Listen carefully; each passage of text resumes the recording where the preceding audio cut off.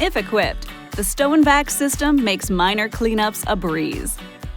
The vehicle must be in park with the ignition in either ACC mode or the engine on. To start Stow N Vac, pull the hose from the rear trim panel behind the sliding door on the driver's side of the vehicle. Then push the power button.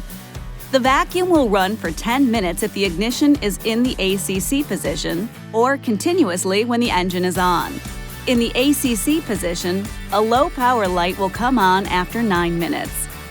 Be sure to use the vacuum in a well-ventilated area.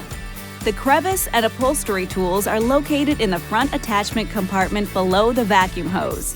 And you'll find the hose extension in a bag attached to a grocery hook behind the third row seat.